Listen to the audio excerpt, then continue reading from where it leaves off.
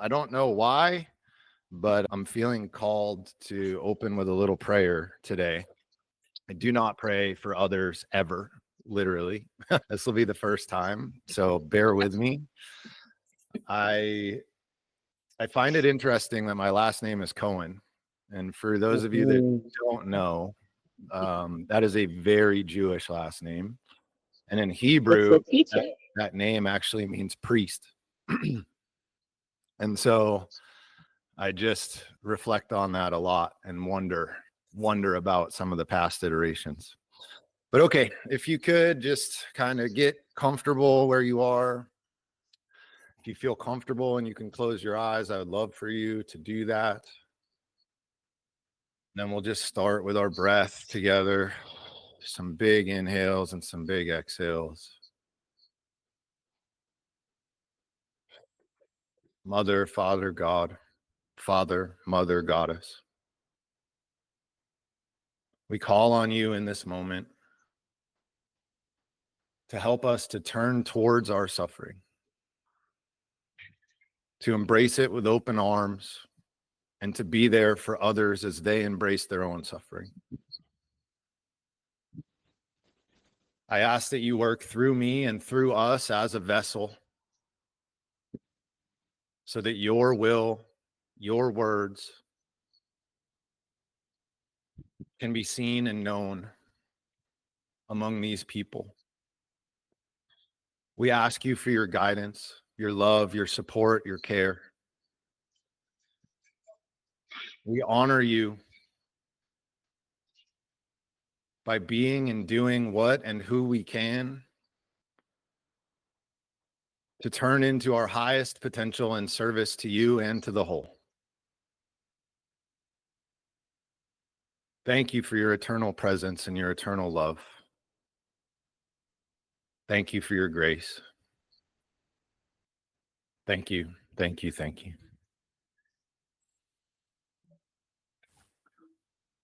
Amen.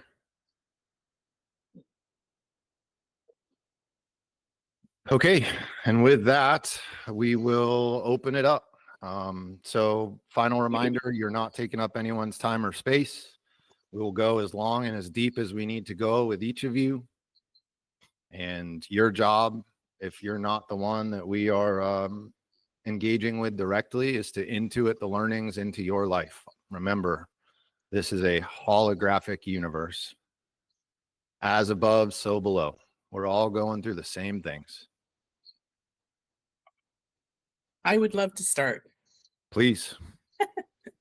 I want to comment on the prayer bit because I was raised in a fundamental home, and so, you know, good solid Christian parents. And so of course I learned to pray, and I took that into adulthood as I pursued my inner life, and thought I was thought I was praying to Jesus for so many years. Oh my God. I would spend like an hour to 2 hours, even when I was raising kids. I would do that. And then as I went down, it just dawned on me one day. I was I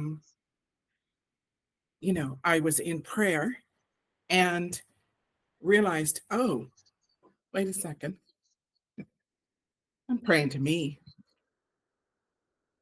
Oops.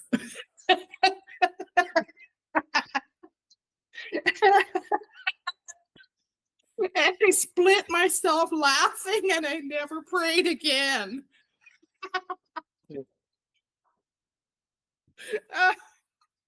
Anyway.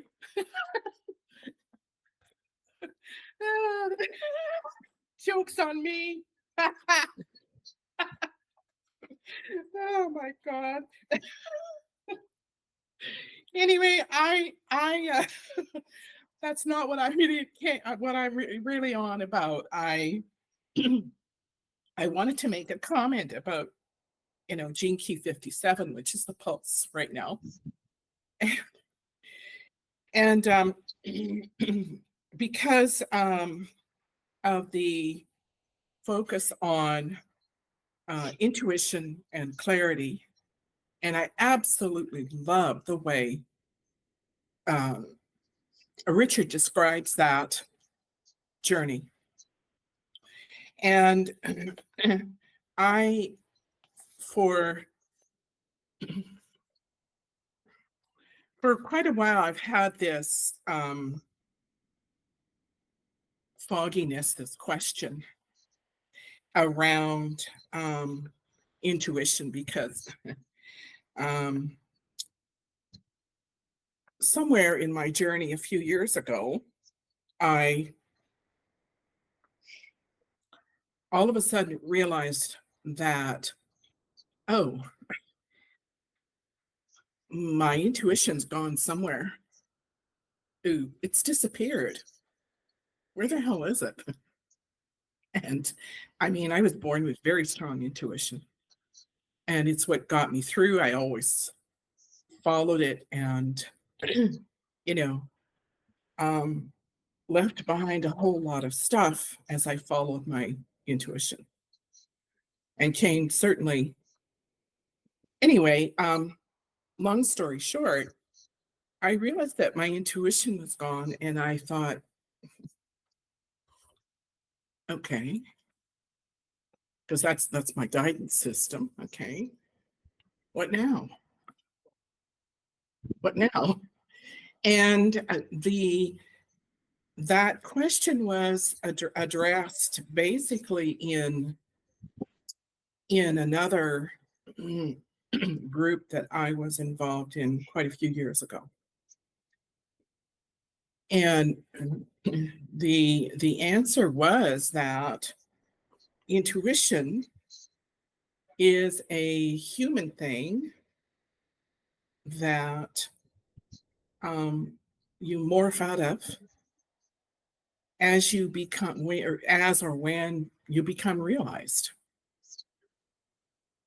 But it still didn't answer my question as to, all right, then what? How am I hearing my inner self? And I because I thought, oh, this is going to be interesting. And actually in this other group, you know, we were warned that if we chose this path, it would be like living in two separate worlds. And it's a tricky, it's a tricky, there's no path anymore. So I found it very interesting, because I've been contemplating the 57th gene key. And that's exactly what Richard says. And he puts it, of course, he puts it in his, communicates it in his amazing language. And he says, he said exactly,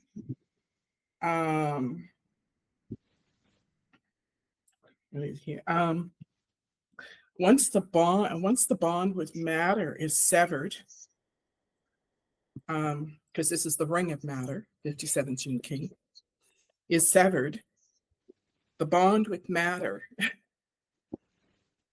that's the human. Once the bond with matter is severed, the game is over. This is realization. So again, I'm laughing at myself because I thought, you wanted embodiment. What do you expect? And so he says, this is realization. Clarity is all there is.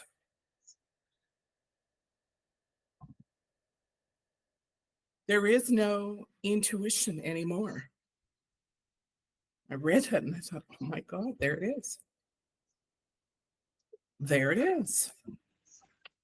The pathway is gone. You are there. So that's what I experienced quite a few years ago and just could not put my finger on it. And I guess I'm going to say here, because of what I'm saying about myself, and thank God I finally have somewhere to say it. I haven't been able to say this kind of thing. You don't go announcing, well, I'm this, that, and the other thing. So I'm going to say I don't think I want this put out there because, there's only, I have a very close friend that I speak to personally that I can say it to. Other than that, my family, nobody. I don't talk this way with any of them. So I wanted to, okay, so then he goes on and he says, you realize you're eternal. All fear has left your system. That's the other thing that I've experienced. I thought, oh, wow, I'm just getting wise in my old age and not letting things bug me like I used to. Anyway, from this space of clarity, anything is possible. This city can do all kinds of things, bend matter to its will, control matter, levitate it, transform one thing into another. And I've done that again in the past by stuff that I found online, a group that I joined, because it was my firm belief that I could do anything through my own consciousness. And so I've done that kind of stuff. And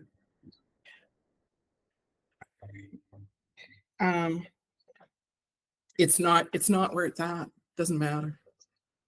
Aha, pun not intended. Anyway, not that the 57th city will do any of these things, because the God in you needs to have a particular reason for doing so.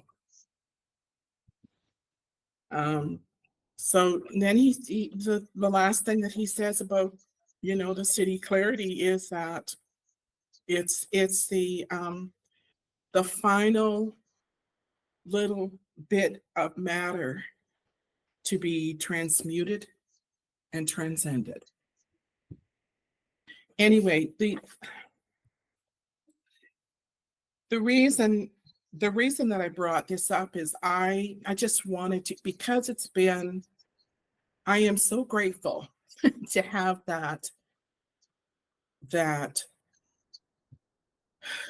reinforced after sitting with it alone for a lot of years. I'm really, really grateful. And I just wanted to get feedback from others about their experience, and because I know I'm not loopy,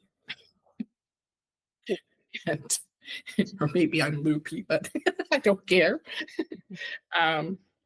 So I just wanted to get feedback about others' experience with that. That's it. That's my, and 57 is not in my profile. But I'm the more I study this stuff, I think, oh my God, I'm just all of it. I mean, I don't care whether I have a profile or not sometimes. Like, they're so, they're just all in my life. So I live them all. Will you remind me, is it Carmen? Carmen Ray. Carmen, okay. Double barrel. Don't forget the Ray J. Okay, Carmen Ray, got it. Yeah, so I'll start with the last thing that you said, which is the fact or one of the reasons that I really lean into the gene keys, and one of the reasons I have a hard time connecting with both astrology at large and human design at large, Yeah. is that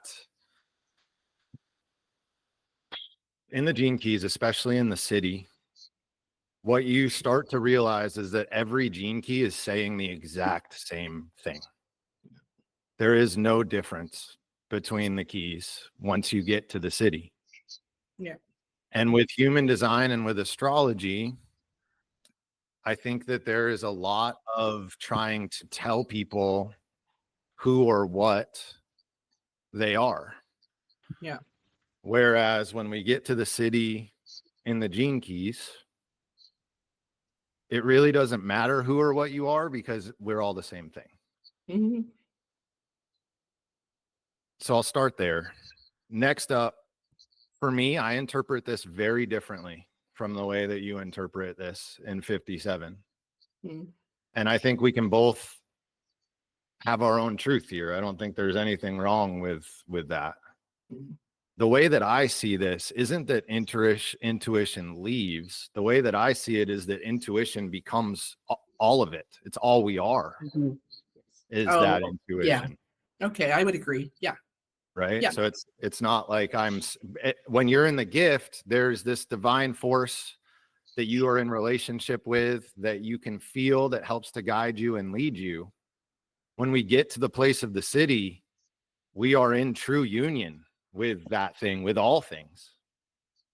And Right. Well, therefore, there's no one to receive the intuition from or to. right. So that is the,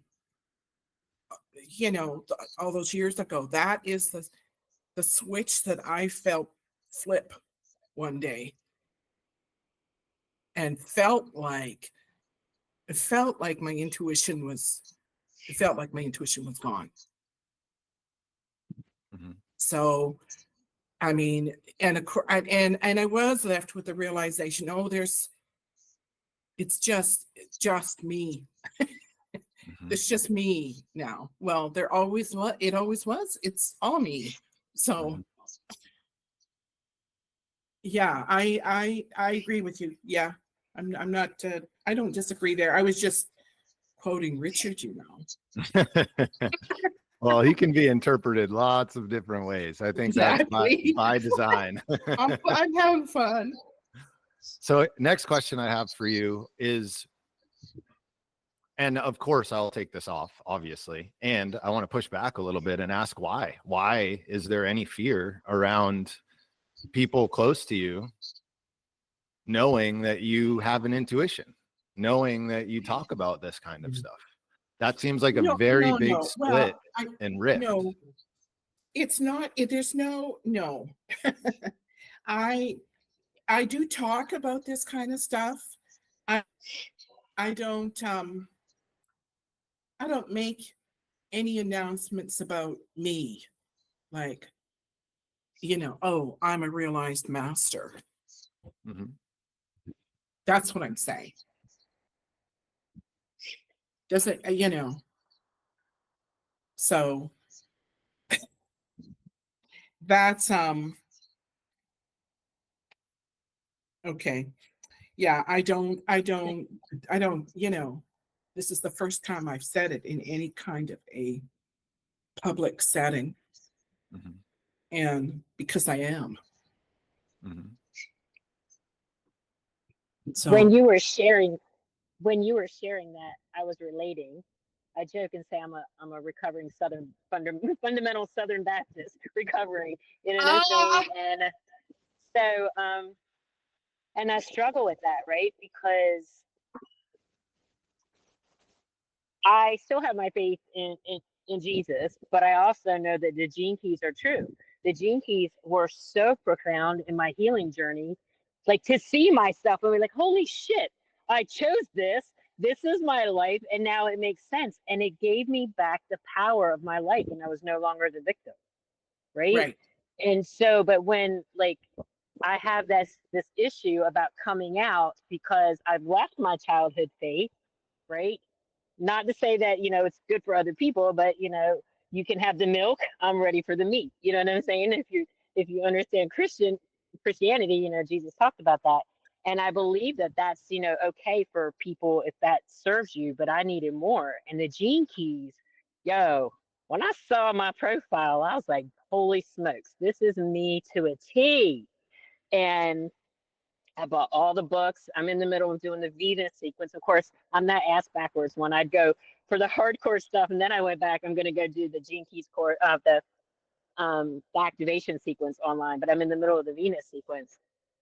But it is amazing. I have told everybody about it, like my circle here, but like I haven't like my social media has all my Christian people on it, right? And so I don't really talk about it a whole lot. So I get like, you know, I'm like, I'm gonna do it. I don't care, because the highest frequency you can have is authenticity. And this is like when I talk about this and I share this and I experience, like I feel so alive, like that just shines through me and other people see it. And there's such a healing process with this process. I want to tell everybody about it.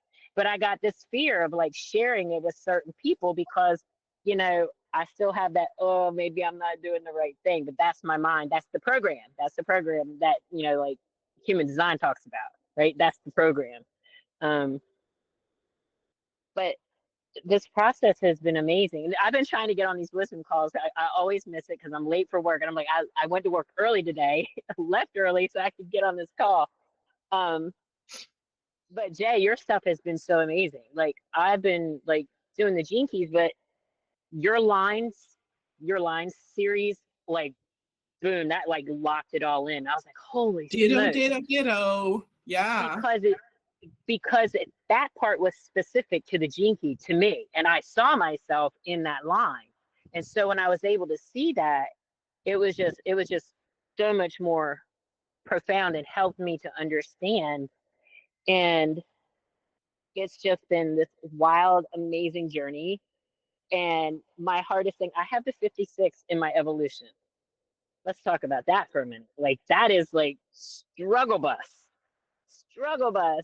And it is a mission, especially that what's going on in today's world, right? To get distracted and get thrown off. And I'm listening to the 50 because that's my radiance. So I'm listening to that today, and it's talking about the things that are kind of going on in the world, you know. And I was like, oh wow. And it's just amazing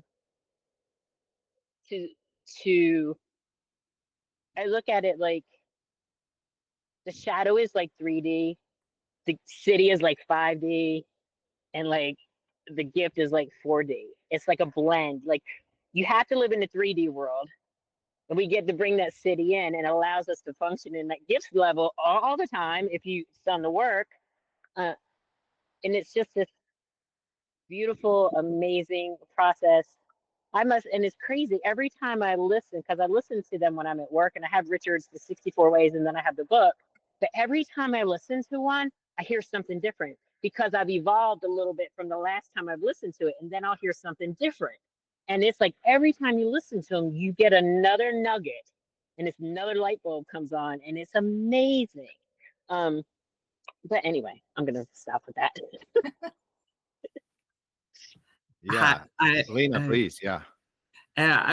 Just what you said, Karen, about this, the shadow in the 3D world, the gift in the 4D world, and the city in the 5D world. I had some, I think, similar intuition about the Gene Keys. Was like the feeling, it was especially with my purpose, that I'm always sort of living in the city, but it is sort of, I can see the sort of the pattern of my life that represents the city, but locally, sort of in time, maybe the shadow and gift sort of pattern, but actually I'm always living in the city. I can always see the city, even if I'm sort of locally not really there, and I have fear and so on, but I can see it sort of, and was like, I'm always living in 5D. It's the same. It's not about time that I reach the city at some time, but I'm always there, sort of. Oh. Yeah, I that brings up for me something that Richard often says, and he loves his trinities, and one of the trinities is seed, flower, fruit. And what he says essentially is that the shadow contains the seed, right? So always, even within that shadow, is the seed of the city. And so then the gift presents to us the flower from that seed, which again comes from the shadow.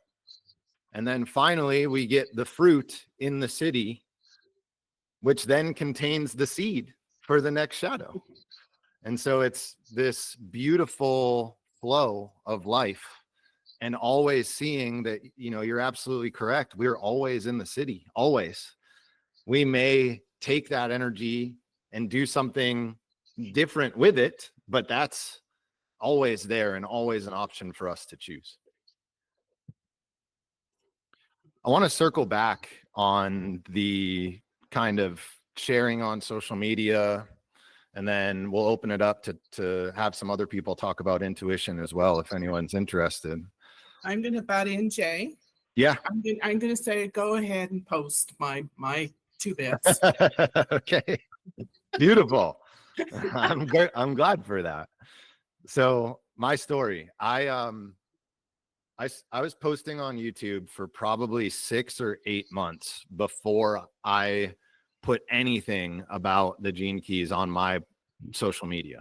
And it's because I had the exact same fears, right? I was known as this like Marine, super masculine, really successful business owner.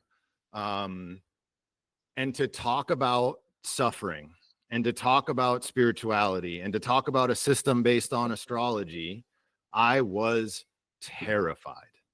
And I told myself the story of there's going to be so much judgment, and what are these people going to think of me, and who am I to be talking about these things, and all the stuff that runs through our mind when we think about doing something like that. And at the same time, I felt this internal knowing that I was literally, or I guess not literally, figuratively ripping myself in half. That there was a part of me that was wanting so deeply to step into this new way of being and seeing in the world. And then there's this other part of me that was just terrified. And ultimately, I had to have the hard conversation with myself of, look, do you have trust and faith? Do you believe in who you are, or not? I heard And that myself today. Do you believe what you believe, or do you not? I heard exactly. myself say that to myself today. I'm like, you have to, if that's what you truly believe, then you have to step out and do it. Like, I'm with you 100% on that. That's Oh it. my gosh, literally. And I just Today. want to share that ultimately, when I did that, that is when really gas started to get added to the fire for what I was doing. And like everything started to move much more quickly as I came back into unity with myself.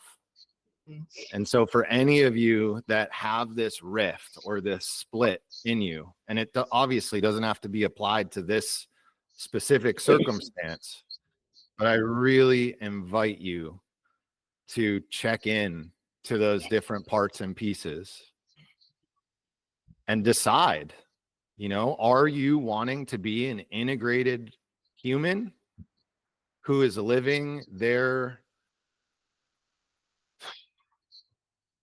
truth, or do you want to stay fractured? And ultimately, that's the choice. And it all comes back to faith. It all comes back to courage. Trust. And trust. Exactly. Okay. So I with got that, a whole bunch of first lines. I want to I got open it up and just see if anybody else wants to come in and talk about their experience with intuition with Carmen Ray.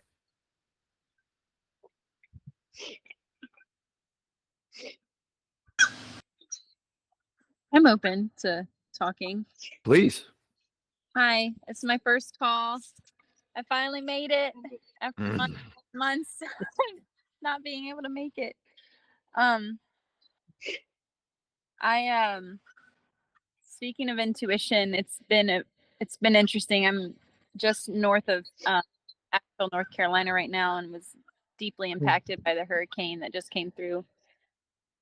And it been in like a weird liminal space with community here and disaster relief and things being up in the air. And to pull it back to intuition, I for so long I'd been getting such deep intuitive hits that my living situation just wasn't working for me.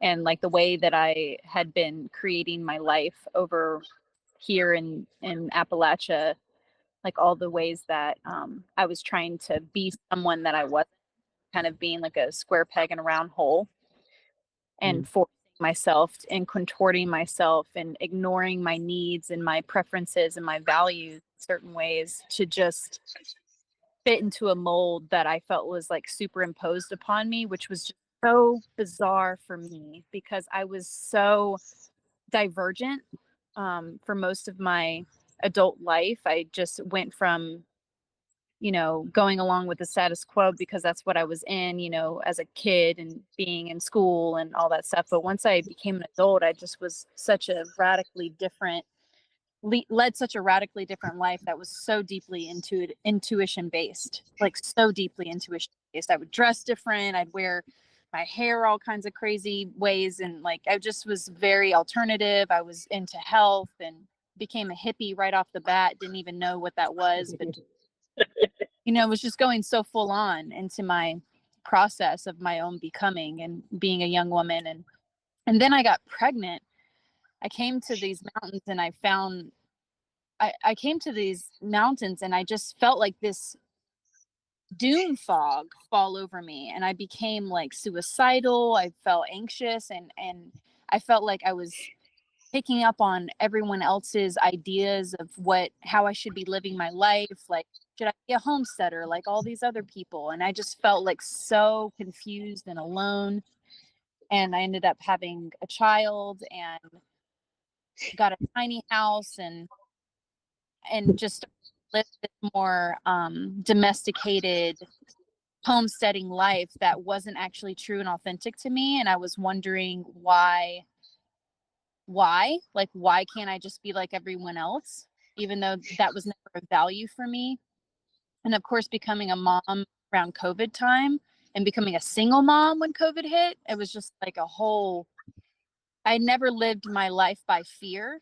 And that was like the first time where I was just like survival mode. I have to do what I have to do to survive. I have this 3-month-old child. I have to just like suffer. I just have to figure it out. And like, fast forward 5 years later, storm hits.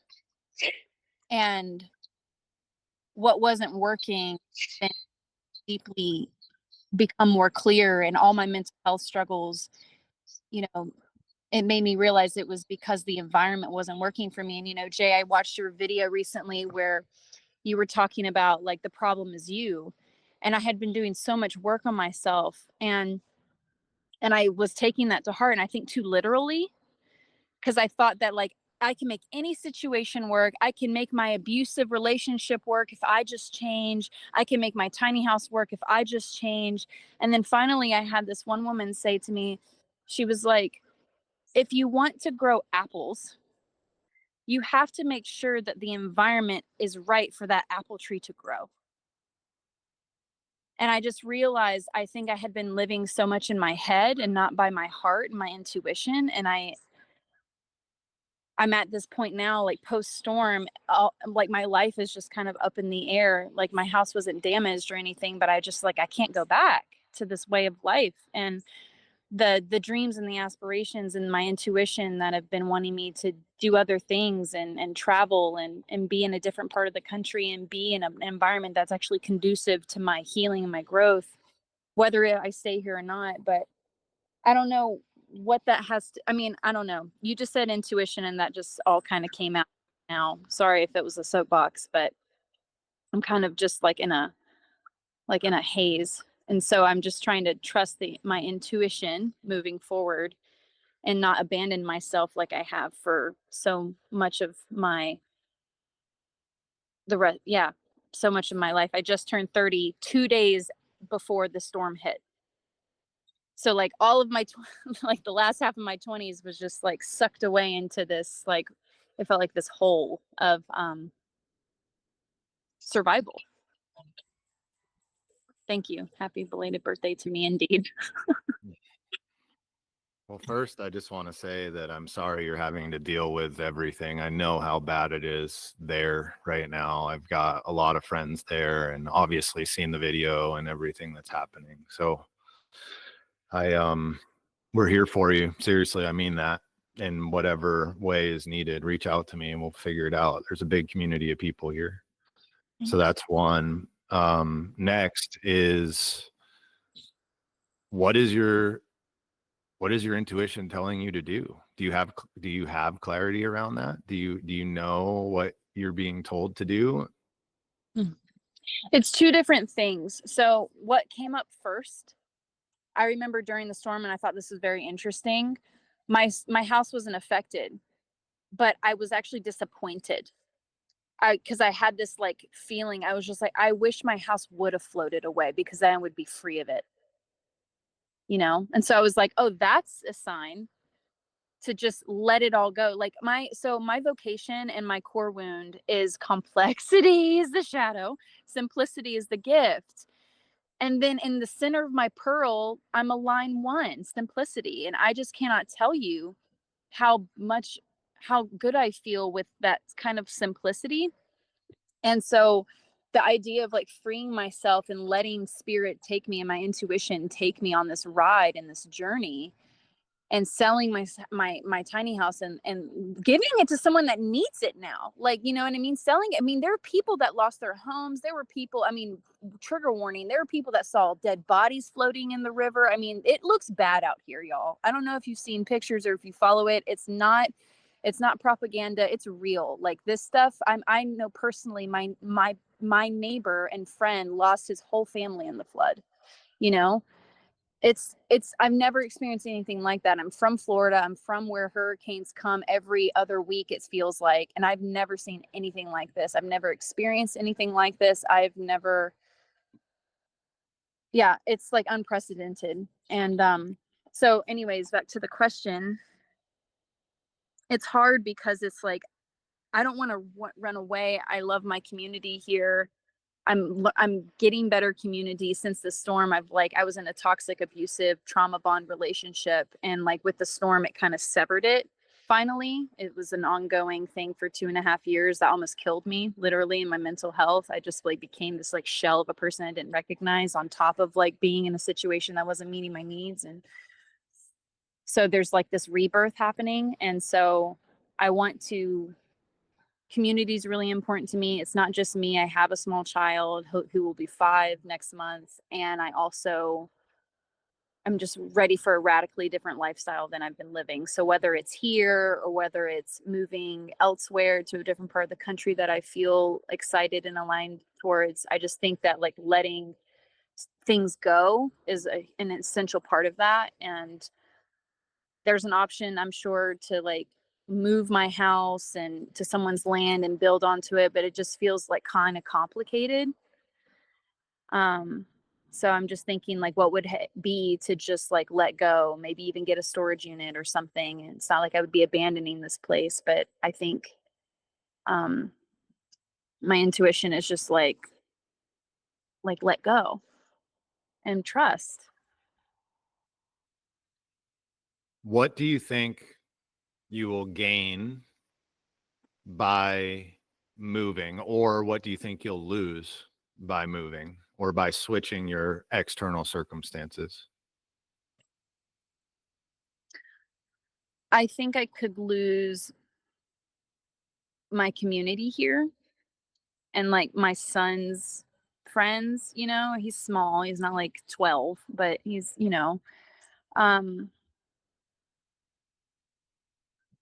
but I could gain everything. I could gain more community. I could gain my fucking soul back. I can gain like my trust in myself, my freedom, my my faith, my connections to opportunities, different living situations that feel aligned with like who I want to be, instead of just holding on to something that's like dead. I mean, it's so representative of like even my landlord and my relationship in my house. It was like all the same thing that I was just holding on to that was dead, that I just wanted to keep. It was like an old me that if I let go of this, then who am I? It was like an illusion or something. So I would lose illusions. And yeah, I don't know. I think finances have been a huge source of fear for me, because I haven't been able to like make money here in all this time. I've been basically living off of financial aid and making decisions out of survival, like only going to school because I can get financial aid for it, you know, because I haven't been able to sustain my business here because some blocks, I guess. But then I made this decision to sell, and then all of a sudden, or I entertained that idea, and all of a sudden people are asking me for readings, you know, because I do astrocartography and astrology readings and all this, and gene keys too. And so it's or human design more than gene keys. I'm still new to it all, but I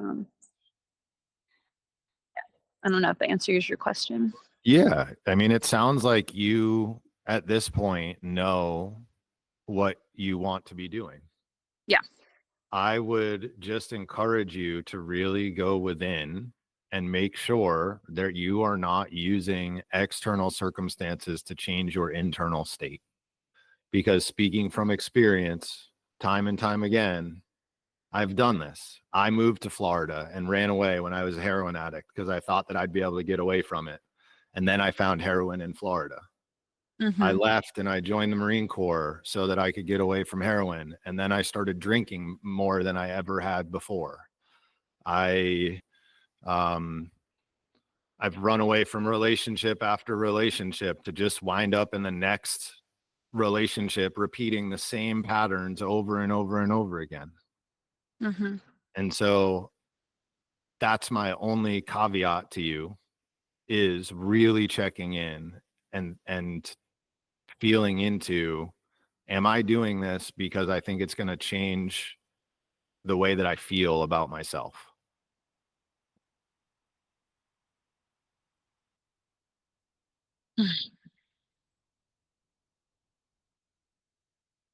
Can I add to that, Jay? Please. And the thing that I would also suggest is just take your time with that process. Yes. Don't rush it, because when you go in, you know, you go into yourself and you listen to yourself, there's going to be an very clear moment. You know what your decision is clearly. So hold on, be patient with yourself until you get to that. Yes. You can do it. Timing's perfect for you. You can do it. Thank you, Carmen Ray. Ananta, do you want to add something? You're still muted, my dear. Oh, okay. Yes, it's about intuition. It's like what Carmen Ray, like what she said and everything, like it resonated in my heart. And I like listening to Summer and how she feels about life. And that's those situations. I'm a mother too. I'm a mother of two, and I have to struggle also with finances. And what really helped me is knowing that intuition is like an inner certainty. When you are certain that something is for your best, no matter what decision we take, it is always God ordained, even if we don't understand. So when you have that inner certainty is when I started cultivating my faith. my Mhm. relationship with the divine, you know, understanding that the divine always wants the best for us, always wants us to be happy, to be in joy, to have to celebrate, you know, to celebrate life, celebrate all things that come, like knowing that even if it we sometimes judge it as bad or good, is the perfect situation to get to that joy, to that happiness. So in Vedas, it's called like in Vedas, the Indian like scriptures. It's called like removing the veils of illusion, because when we judge, we are in illusion. We are thinking that something is good and bad, and not understanding that is something that is for our best good. So when we have that inner certainty that my mind can think many things. A day, there are million thoughts about life. But when we know in our hearts that everything that is happening, no matter what decision I take, is going to be for the good, for the best. It could be like for a big learning. So it could be a really good teaching what I will leave, or it could be or a pathway that is going to expand myself and make me like more successful, or whatever success is for you. So there is no good or bad decision that when we understand that we are always going to the city, like we are always in that city is there, you know, but we are in illusion, like we don't like see because we think and all that stuff. So what helped me, and I have many stories, like once I was really struggling with some money that I had to pay to this teacher of my kid, and I didn't have it, but I knew that if I have only that money, only that amount, but I knew that that was the right way. I had to pay that teacher, and I went to my bank account, and miraculously there was like many money, very much more money than I had to pay. So that things happen. And that is the faith, that inner certainty that if I'm in the city, I'm going to the light, and I know that these decisions I'm taking it from my heart, trying to do the best for my kids, trying to do the best for me, trying to do the best for the ones that I love, and trying to do the best for humanity, then that is a very noble way to go without fear when we have to take a decision. So that is what I wanted to add. I don't know if it resonates, but it was. Yeah. Thank you so much. Thank you Thank you, for Ananta. sharing and opening your heart. Yes, thank you, Ananta. Thank you, Summer. And one thing that brought up for me, as Ananta said, to go within and talk to God, or really all of us, when we're checking our intuition or looking for answers or praying. I think so often, especially in the West, we pray our wishes and our desires, or when we're suffering or struggling. And also sometimes the opposite end, right? When things are going really well, we have gratitude and we pray to say thank you. And oftentimes, though, we're playing a one-way game of Marco Polo with God.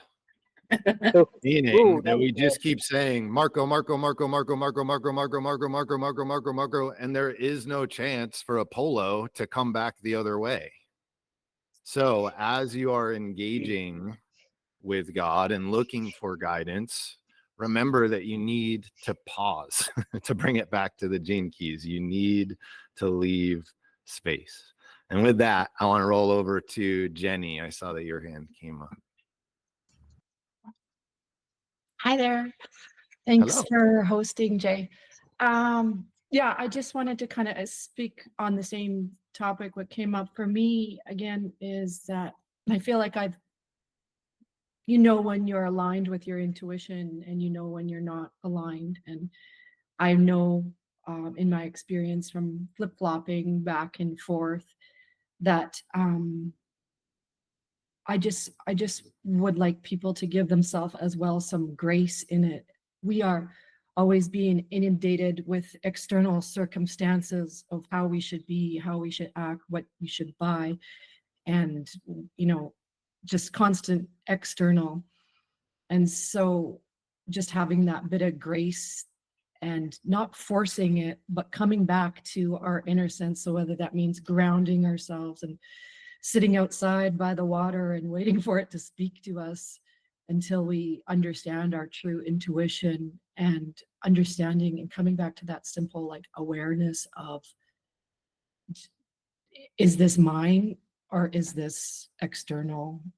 And reflecting on that, whether it be like a journal or just sitting in silence and waiting for that to come, because we are so often inundated externally. And I just have that recognition of that there's so much coming at us that we need to simplify and realign. And so that's all I wanted to say. Yes, thank you so much, Jenny. I appreciate it. That that brought up something for me that I was listening to a podcast yesterday, and it's the woman who wrote Eat, Pray, Love, and then she's got another book called Big Magic. Does anybody know her name? I can't think of it right now. Okay, well, I'll Google it and put it in the chat here in a second. But Elizabeth Gilbert. yes, thank you, Elizabeth Gilbert. She was on Tim Ferriss's podcast recently, and she was talking about, and this speaks to this idea of grace. She was talking about something she does every morning, which is apparently she didn't know this. I didn't know this. And this is something that I've just kind of intuitively done, but there's a practice out there that's called two-way prayer is the formal name of it. And basically in the mornings, she wakes up and she writes herself a letter from love, which is more or less her name for God. She just sees God as pure love, right? As non-judgmental love.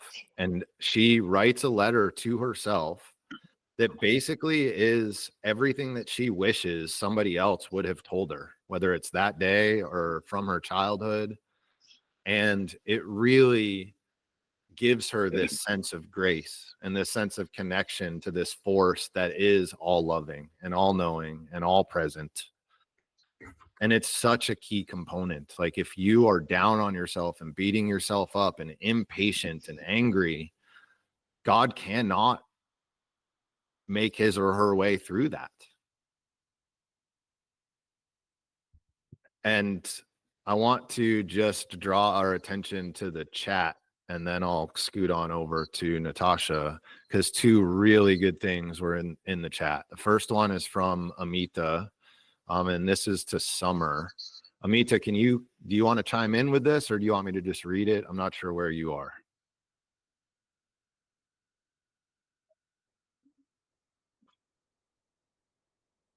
Okay, I'm going to read it and we'll see if she unmutes herself. So, Summer, it strikes me as significant that your house escaped damage while your surroundings were so affected. To me, it suggests that life may be showing you the organic simplicity already resident in you, in your life as it is. I've discovered that our gift, city, is something we settle into and claim with more consciousness rather than having to reach as though it is outside of us. So maybe reclaiming simplicity is your inherent gift as you go through this delicate process of figuring out next steps. That really resonated with me. And one of the biggest things that he talks about in the audio from that gift is that our intuition is ours, meaning we cannot use our intuition to tell other people what to do. So if you get an intuitive hit around somebody else, you need to be very, very careful with that information. So I just want to caveat that, what Amita said with that. And then Katie said, this key, talking about 57, has taught me so much about presence. Intuition happens in the now, and that's why trust is so important. It doesn't lay out all the steps, it's guiding us in the now. When we fear the future, we disconnect from the intuition that's available in the now. Mhm. 80, do you want to chime in and talk about that? I don't see you on here either, but I'll give you an opportunity if you'd like.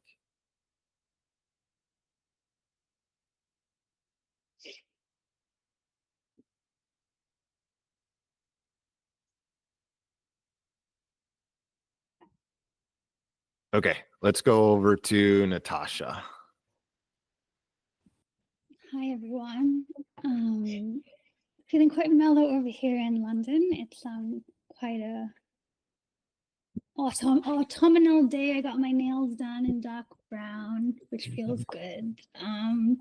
But just wanted to share a poem that I came across the other day that I sent to one of my best friends who lives in the middle of nowhere in Scotland, and he's a tree man. He works with the earth, and he always does the most beautiful things with his hands. So I just felt like sharing it with him. And based on the conversations today so far, I just feel like it may add to what we're all discussing at the moment. And I'll just read out the poem if that's okay.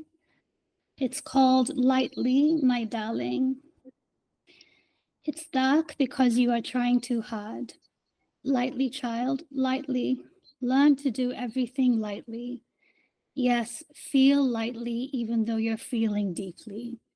Just lightly let things happen and lightly cope with them. I was so preposterous.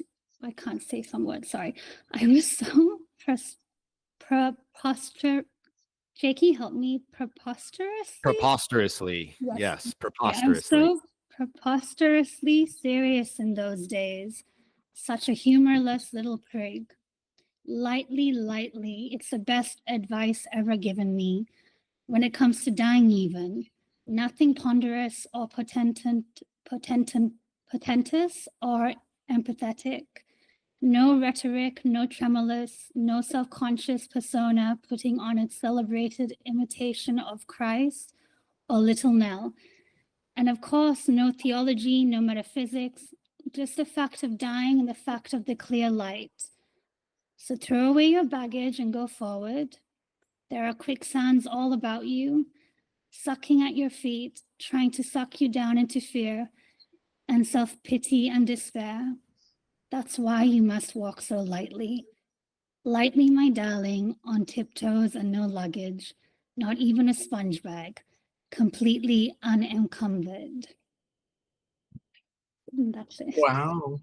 I That love was so that. beautiful. Awesome.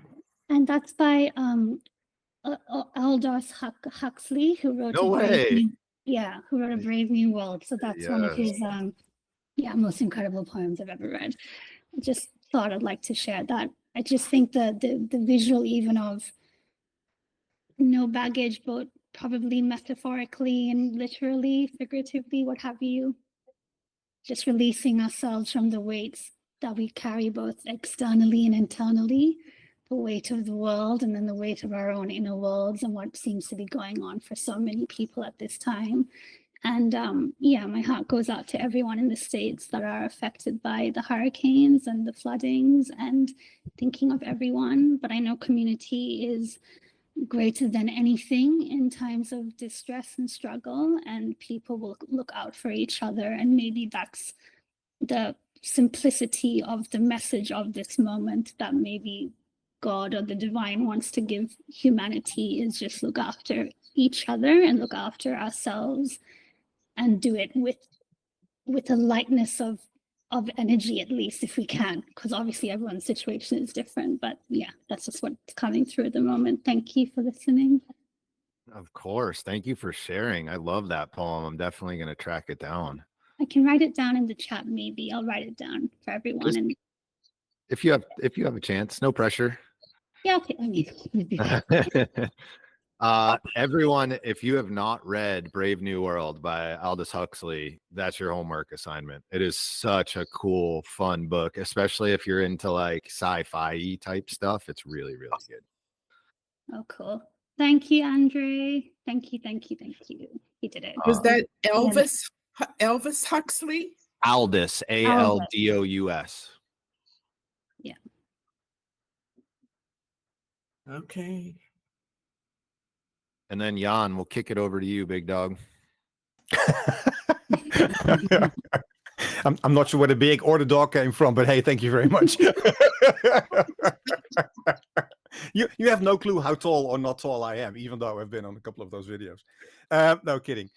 I just wanted to chip in on it's interesting how this whole thing weaves in when you were talking about the seed, the flower, and the fruit, and when I heard Summer talk about what was going on in her environment right now, but also for her internally, which reminded me of a challenge a lot of people seem to have when I'm coaching them, is to figure out what they do want.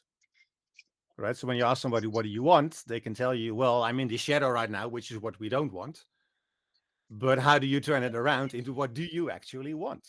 And what I just realized is when I looked at the flow of unease, intuition, and clarity, which is my evolution, I was like, why don't we turn the game around? Why don't we start with clarity and basically say, so where in my life or where in your life would you like to have clarity?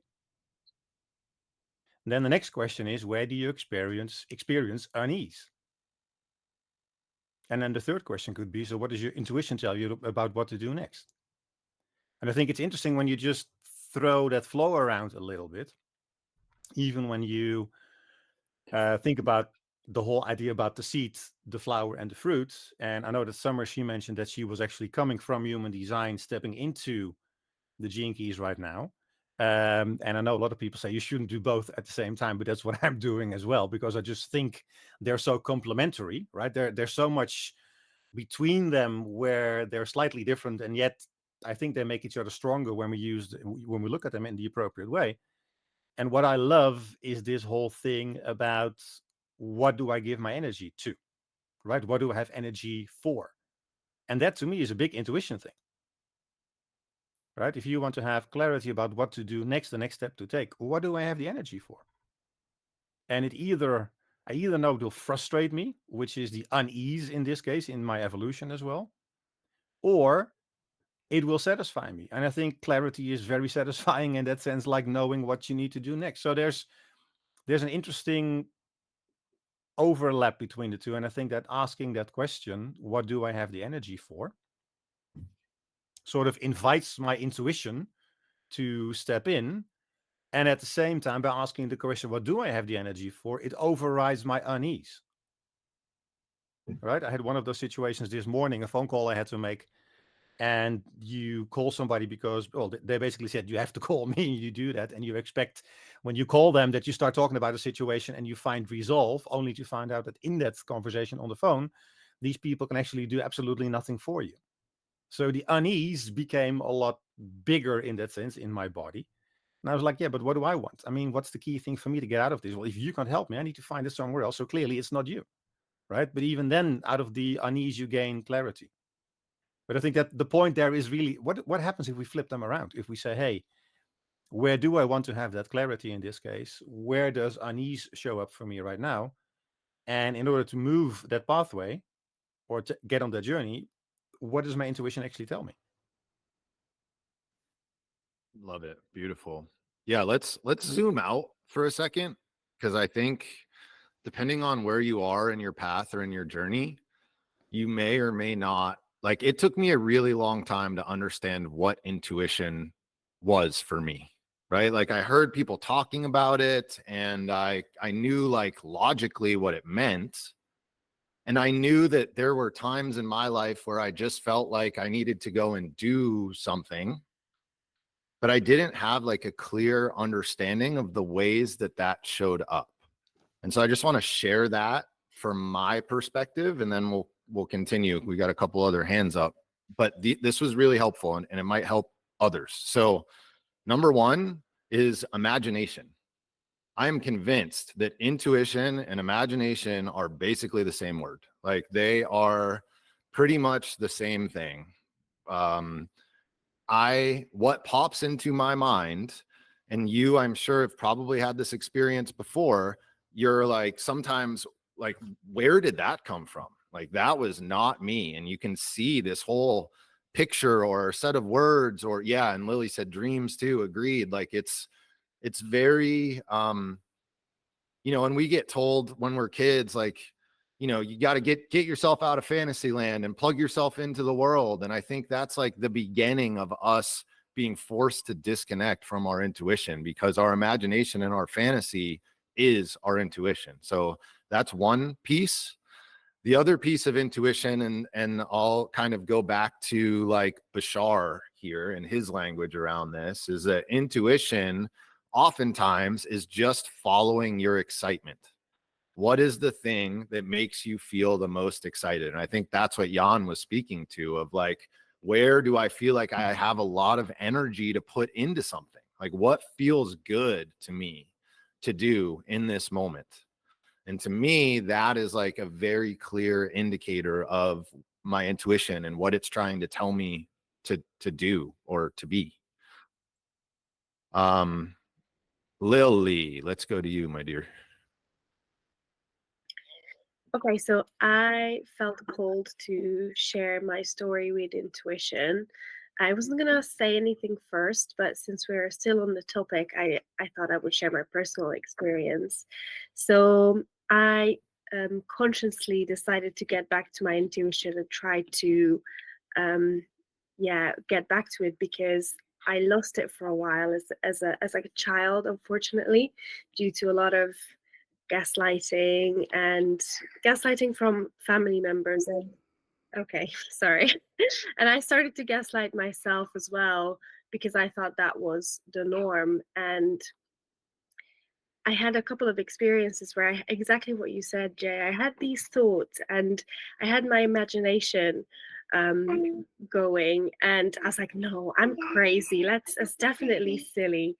And then when finally the thing happened and I was right, it was an absolute shock for me. And I'm sorry if you can hear my daughter singing right next to me. I'm sorry. I love it. More she's- singing, please. She's modeling my behavior, which is totally fine, right? Talk in front of a lot of people, that's fine. So when something like really serious happened and my intuition was telling me the truth the whole time and I actively ignored it, that's when I made the decision, never again. I am going to listen to whatever is happening and whatever my gut is telling me.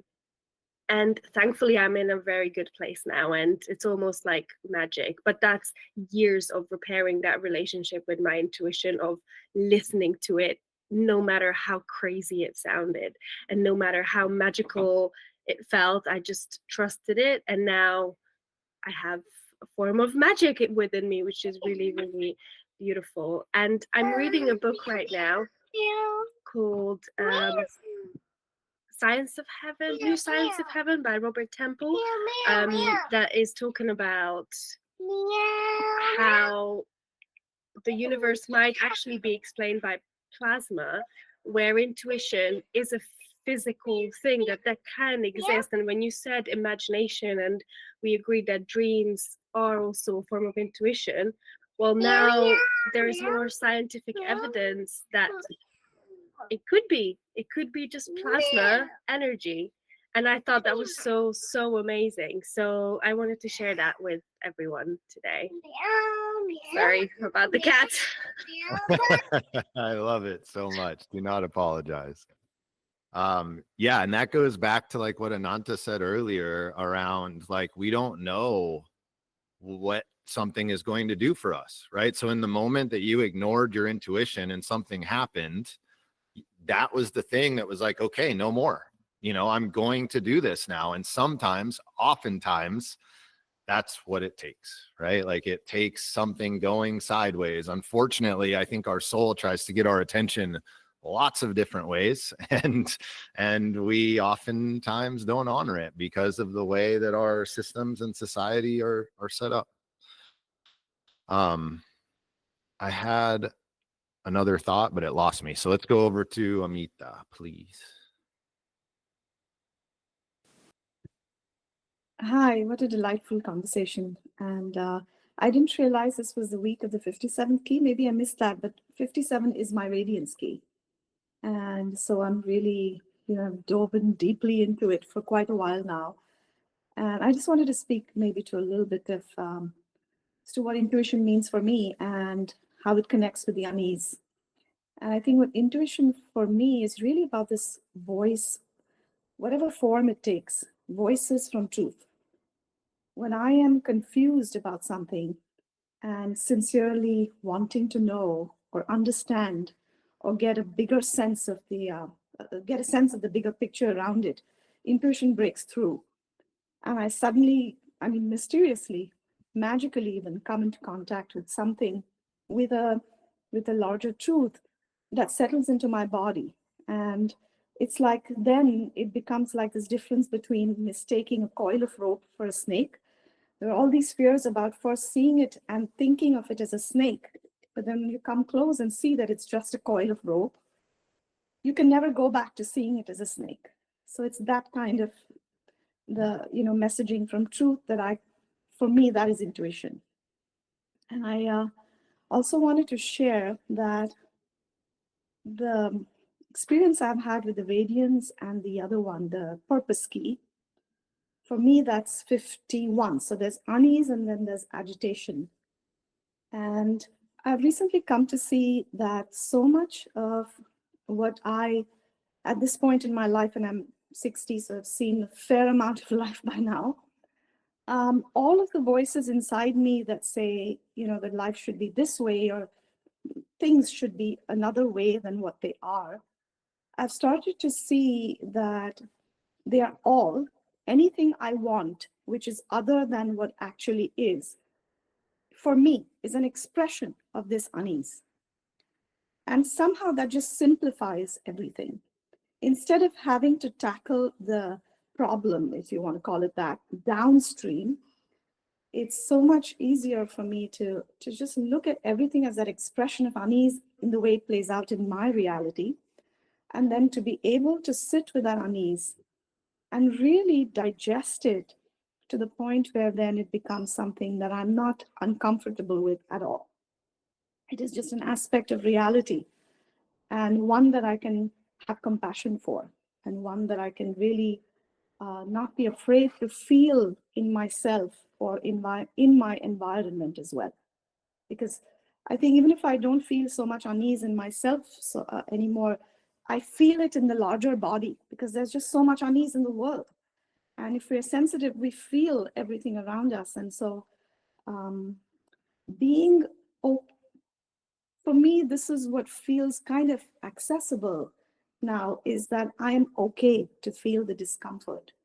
And I feel, in fact, sometimes that we're so eager, and so understandably, because I did this all the time.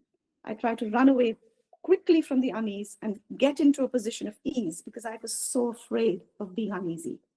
And I see that a lot. And so I do feel like it's a strength to be able to be with unease without fear, without discomfort, and say, okay, you're here. I see you, I accept you, and it's okay. Because I guess, and I thought, why would anyone want to be okay with unease? But so on the backside of that is almost the certainty of knowing that it's not the only thing there is. If there is unease, there's bound to be clarity, and they're just dancing this dance. And so it's about opening up to the dance and being okay with both ends of that dance, which I'm now settling more and more into. And it's been quite a beautiful process. And I just wanted to share that. Oh my goodness, Amita, so much wisdom in that share. I love that so much. Thank you. Thank you. Thank you. Every time you talk, I'm just like focused. I love it. I love it so much. I want to say something again that Amita said, which is anytime, and this is a paraphrase, but ballpark close, anytime I'm wanting anything other than what is, that is unease. That is worth spending some time with. Alicia, let's roll over to you, please. Hi. Wow, this topic today is real good, real heavy. Oh, there's so much to think about of what everybody said. I am I'm just gonna read what I wrote as I was reflecting on what others were saying and how it was applying to me and what I'm going through. Standing up for myself, does it challenge my current narrative? Does that take me out of the victim narrative? Does it keep me true to myself and help me to stop hiding from fear of abandonment, rejection? My core wound, doubt, is keeping me stuck. What's holding me back from my dreams? Is it this sense of duty to my father, my friends, my partner? I feel pulled in four directions. The last is myself. I want to shake free of everyone else's expectations and really learn how to care for myself and nurse nurse myself to health, to fullness, so that from my full cup I can easily and effortlessly pour into others and not be drained by the act of giving and caring for others, to bring myself into balance. So this last week, during the eclipse portal, I hurt my foot pretty badly and I went to the ER and got 9 stitches. And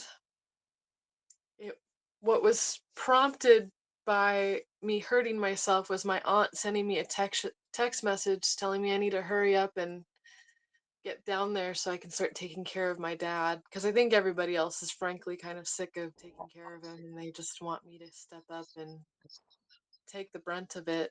But I got all hyped up. I got this energy and I was like, I gotta sell a bunch of clothing. And so I just started it was like a whirlwind and I hurt myself.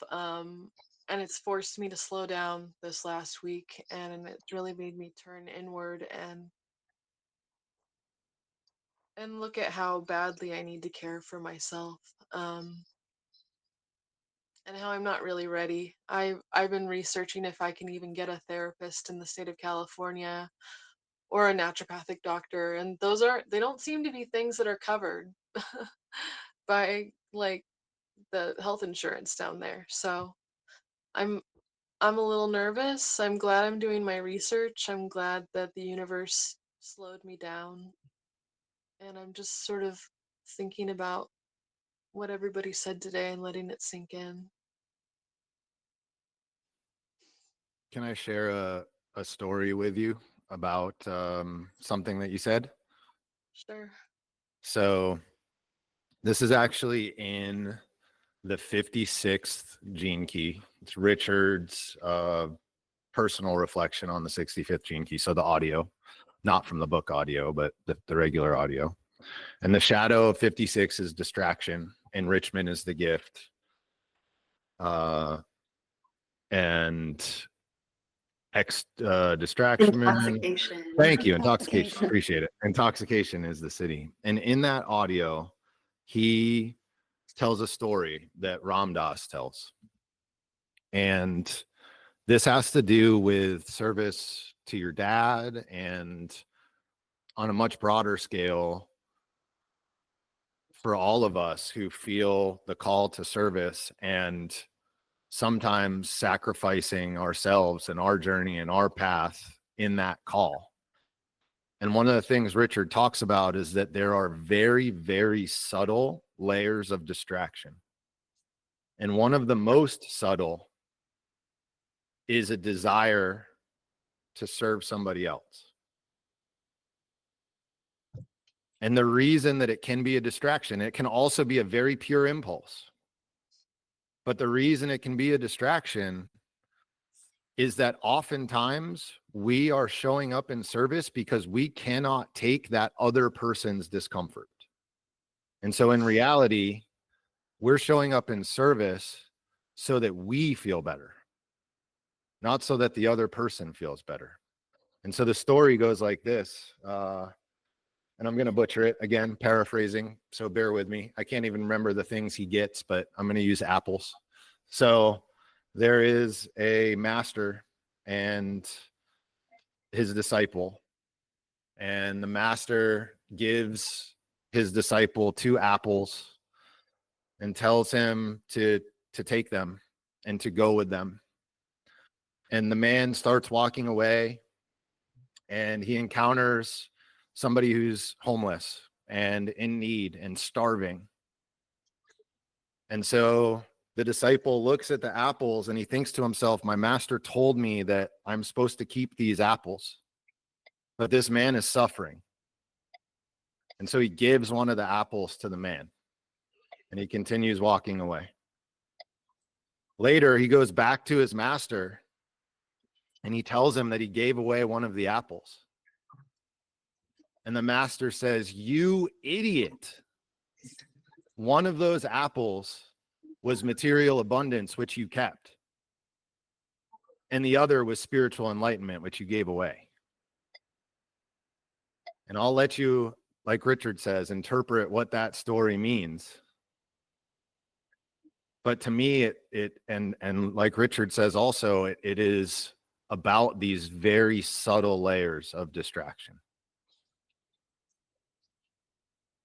Can I chime in? Of course. There? I have 56 in my profile twice. So I wanted to go back to the beginning of the call where I said that I don't talk with my family about this stuff. And it's, that's for a different reason. But another reason that I don't is because of distraction. And I have 3 adult children. And so 3 adult daughters. And I don't, unless I'm asked, I do not talk with them about this because my inclination is to make myself feel better as a mother. And that's been a long haul to get a grip on that. And I also have my eldest daughter, who would have been 40 this year, who passed away 2 years ago of an overdose, had many, many years of addiction issues. And that's a gift she gave me. It's a gift that she gave to me because I had to completely and utterly let go of her. And it was layer after layer after layer of distraction and keeping the focus where it needed to be, the focus on me. And so there was my daughter, and then there was a marriage that went very south. And my part of it was really losing myself with significant compromise. So putting that all together, and I finally got a grip on myself and said, enough's enough. I know who I am. I need to come back to me. And spent a lot of years doing just that. And little by little, walking away from compromise, walking away from distraction. And so I'm very grateful for the life I've had because it's brought me full circle. Anyway, that's my 2 bits. Yeah, thank you for sharing. Thank you. I'm sorry about your daughter. I obviously that's intimately close to me. Yeah. And I know how hard it is, unfortunately. Well, and the irony of that is that like so many people like her, she was profoundly spiritual. She was profoundly spiritual and left all of us in our family with incredible gifts, you know. So, yeah. Yeah. I think a lot of us that struggle with addiction struggle because of I wasn't spiritual at the time, but I think that's just because I didn't know, like I think addicts often have this heightened level of sensitivity, Oh, indeed. Oh. and they use because it's overwhelming and you don't know what else to do. That's why that's my story, um so That's yeah. what she told me when she was young. Like she had such a level of knowing, such a level of living, if you will, in the cities. She couldn't handle being here. She just couldn't handle it. Yeah. So the other thing that I want to mention, and I'm not sure why it came to me as you were talking about it, I guess because it ties to distraction, is that so I do, for the people that I work with, we do a call on Fridays, and I'm doing a teaching for them tomorrow about alchemy. And as I was kind of searching around finding things, one of the things that it talked about was that the lid on the container. See, if you don't know much about alchemy, it's all about essentially creating a vessel in order to work with material. They talked about it turning a base metal into gold, but anybody that knows anything knows that that was just them trying to avoid the church and the Inquisition and the mayhem that was happening at the time. But one of the things that they talk about is this idea that the vessel needs to have a tight lid on it, needs to have a secure lid. And to me, that is all about restraint.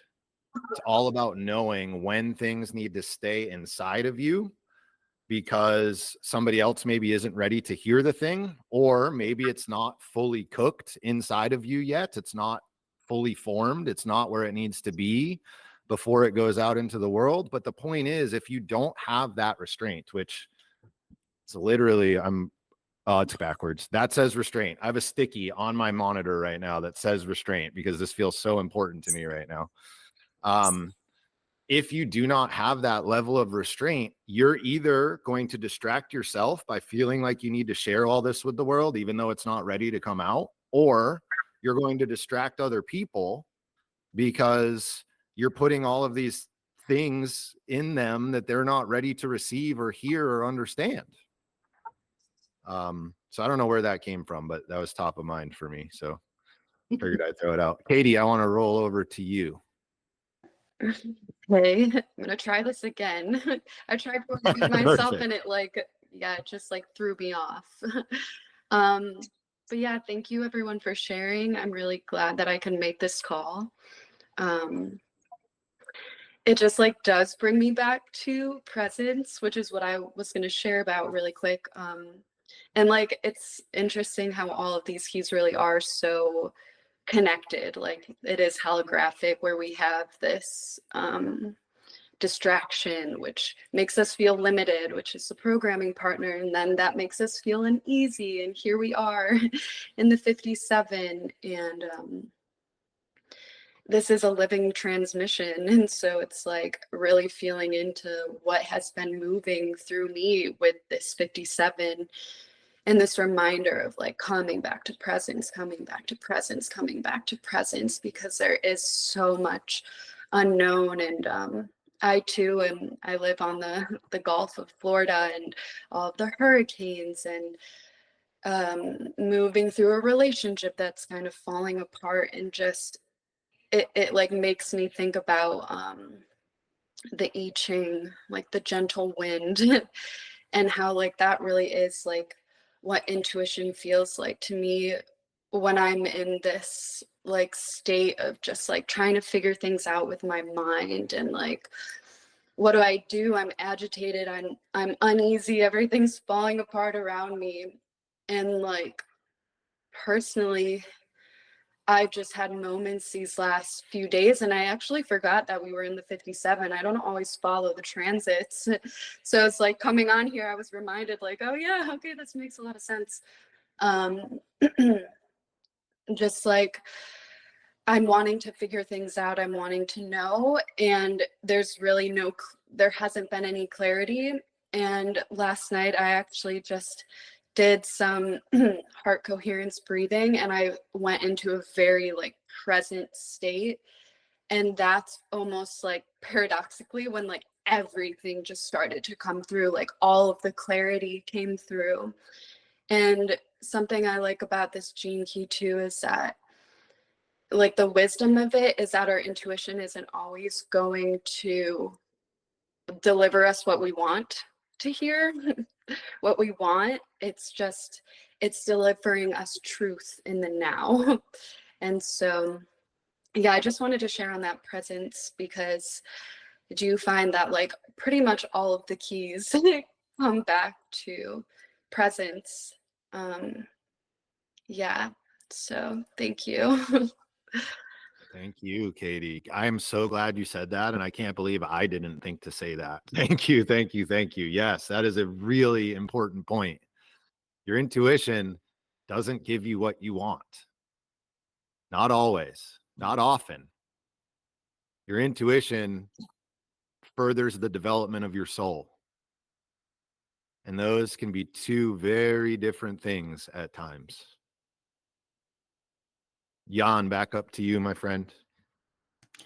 Yeah, I just want to circle back to what Amita said, and when you shared that quote as well in your words, so now I need to do it in my words. And I hope I'm going to get close enough to it, but let's figure it out. Anytime you want something other than what is brings unease, right? That's sort of along the lines that you said.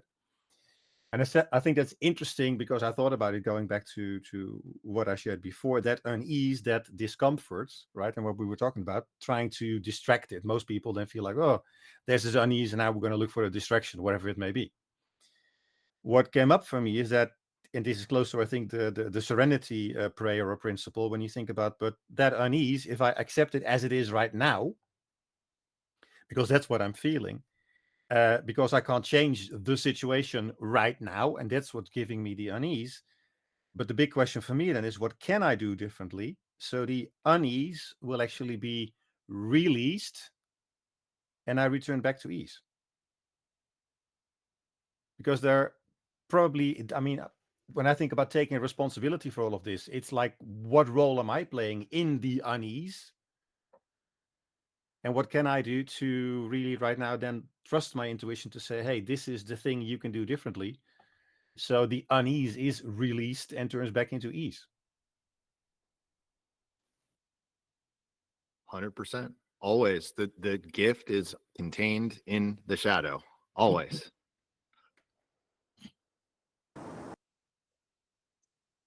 Karen, yes. So, can you hear me? Yes. In my cars. So I wanted to kind of point out, when Amita was talking about sitting with that unease, it made me think about the inner child, because when those shadows pop up, that's our inner child trying to handle the situations that are going on.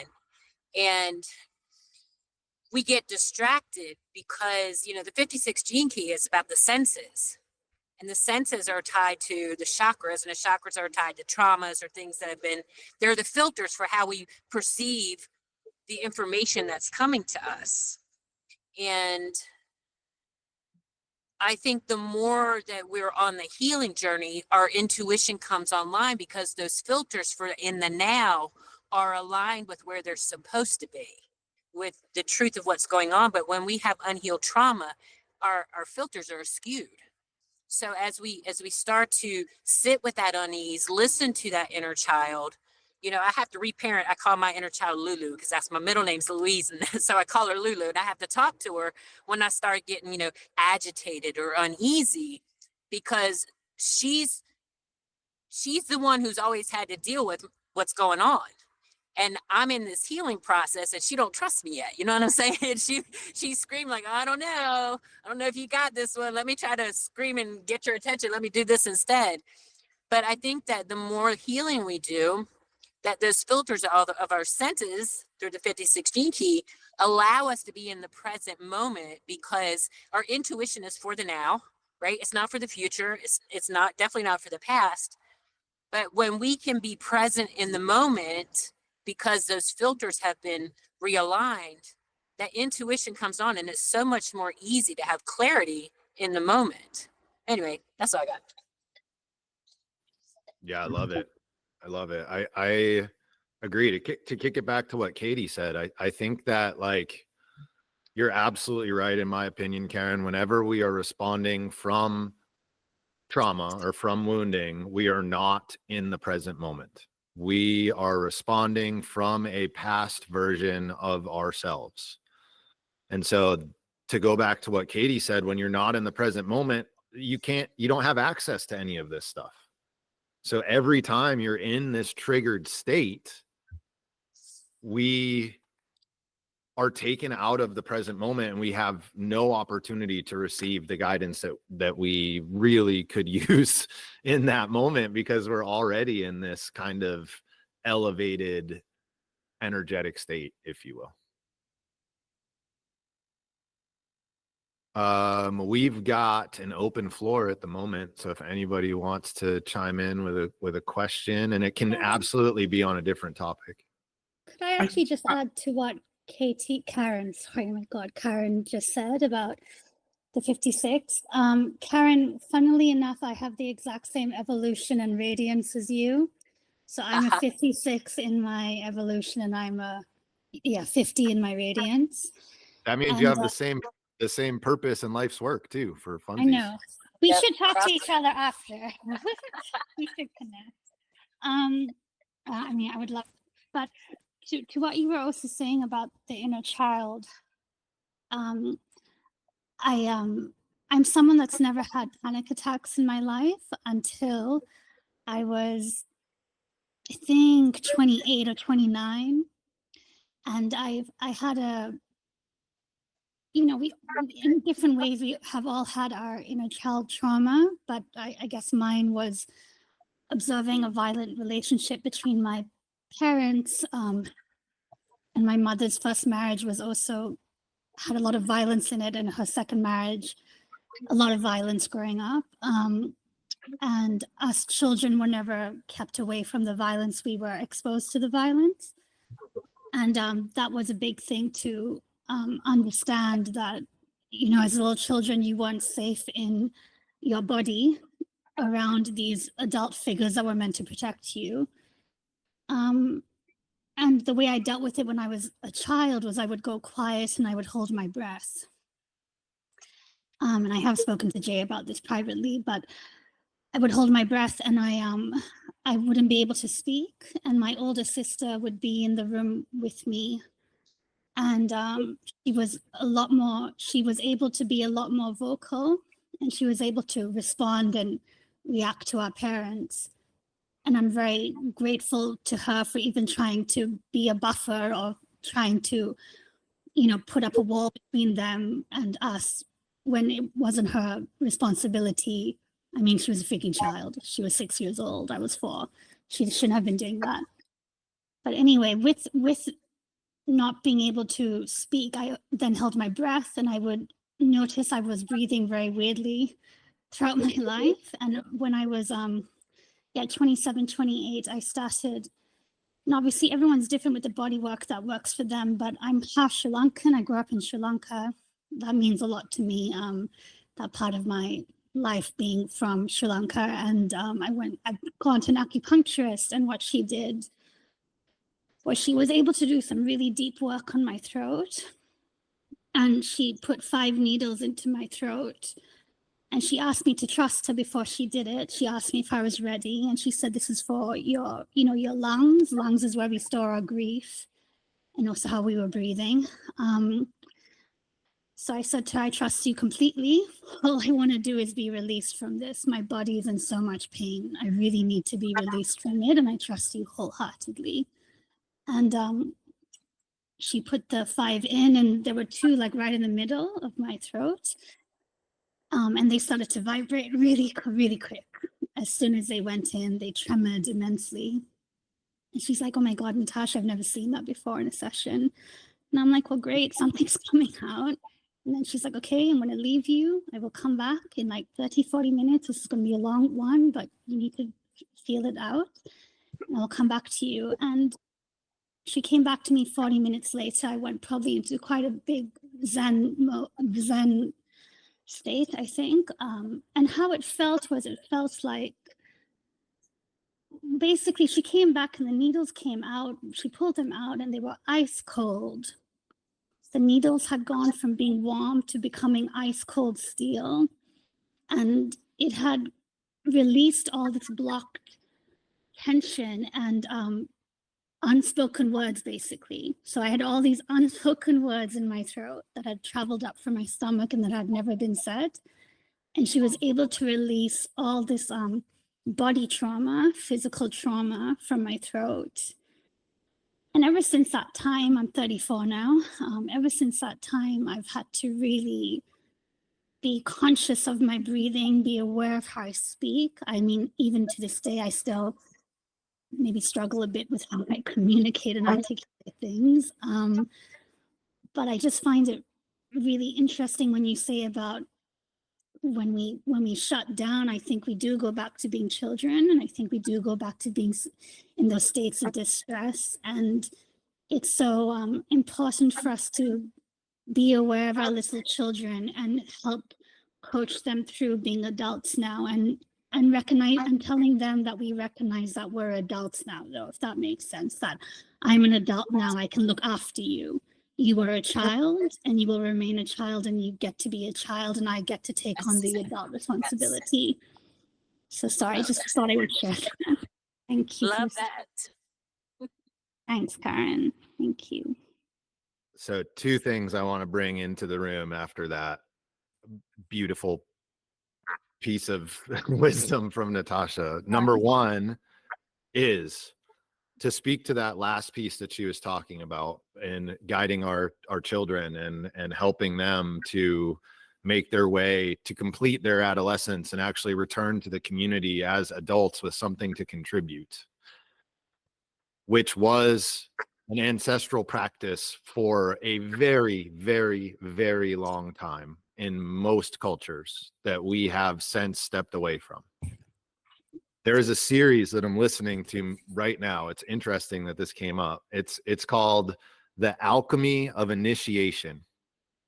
And the guy's name is Francis Weller, if anybody is interested in it. And it is such powerful work around this idea of initiations and being able to move our adolescents to get them unstuck, because all of these thoughts that we have, am I good enough? Do I fit in? Are people going to like me? The same things we have running through our brain right now, those are adolescent thoughts that get stuck. And yes, we're dealing with them as adults right now. Don't take this as, you're a kid and you haven't got where you need to be. That's not what I'm saying at all. But what I'm saying is that this is the stuckness, right? This is the return back that we were talking about, being sucked out of presence. So that's one piece. The other piece is around physical practices. So we are connected, right? Spiritual beings and physical beings. We need God and we need food. And that's just the reality of our situation. And it's really hard. I think it was Carmen Ray that was saying that earlier. It's really hard to hold both of those things, to be both of those things at the same time. And one of the best ways that I know to integrate those pieces of ourselves is with physical practices. If you are not doing physical practices, somatic experiencing, TRE, EFT, which is like tapping stuff, TRE is traumatic release, even just weight training, walking, running, I don't care what it is. You can pick whatever feels good for you. Use your intuition. But it is necessary in order to contact parts of our soul and in order to release some of the trauma and the things that have happened to us along the way. So I really just want to encourage everyone in finding the practice that works for you and sticking with it and doing it consistently. I have a video on this that's like where I talk about the 3 different types of contemplation. So if you haven't watched that one, go check it out. Alicia. Something I keep kind of, I never bring up because I think what I'm struggling with the most is like feeling selfish in going after my dreams. But I moved up to Port Townsend, a town in Washington that's all about boats and sailing, and I've had this dream since I was a teenager. Even though I didn't grow up around sailboats, I've had this dream to like sail across oceans and to travel around the world by sailboat. And what originally brought me up here was the story of Anne Davison and her first solo crossing across the Atlantic. I came up here and I got involved with a boat restoration project, and we worked on restoring her boat, and it is now like a community project for teaching women how to sail. And just a couple weeks ago, there's another boat that another woman sailed across the Pacific Ocean, and so she was coming to give a talk, and it just felt she was the first woman to cross the Pacific, the other woman was the first one to cross the Atlantic, and I feel like my whole reason for coming up here was to work on my confidence around sailing and to really work towards that dream. And so something I've been like doing between, and this goes off of distraction, is like I feel like I'm distracting myself every time I go on Craigslist and I start looking at boats again, and I'm like, which boat is going to be my boat? What boat can I focus on? And I started looking at boats in the Bay Area, and I started looking up different marinas, and I'm like, well, I could pay the same amount to rent a spare bedroom in my dad's house because he's going to rent it to me for $500, as I could spend on having a slip and buying my own boat and starting to work on my dream and being nearby. But every time I bring up that dream to him, he's like, oh, don't do that. And, he like puts me down. And it's kind of always been this with him since I first started dreaming up sailing around the world. And part of me feels like maybe my work is to focus in on what I want and be really determined about it, while also still being around and being able to give him some support and love and care and compassion. And I don't know, like, if anybody has any stories they want to share that piggyback off of that kind of feeling.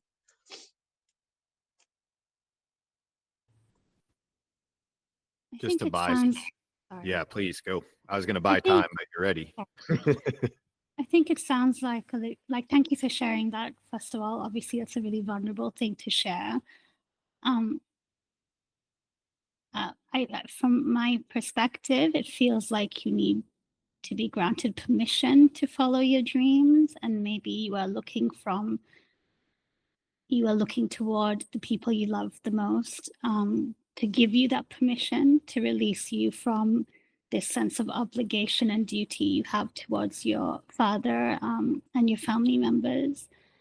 I can definitely empathize with a sick parent. My mother has had Parkinson's since she was 50 years old, and she's 62 now, so she's had it for 12 years. And there were so many bloodlines in the first 5 years of her having Parkinson's in terms of care, and how us elder two siblings, so me and my older sister, there are 5 of us, but us elder two had to take care of her. And at some point, this actually is in reference to that panic attack I had. I I had a panic attack because I felt the burden of my parents. I felt the burden of keeping them alive fell on me and my sister.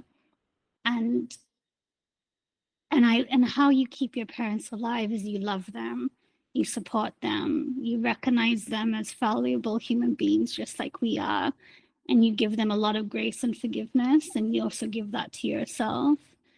But I do think that you need to give yourself permission to follow your heart. And if following your heart means that you might have to say to your father, maybe I come see you for a couple of months.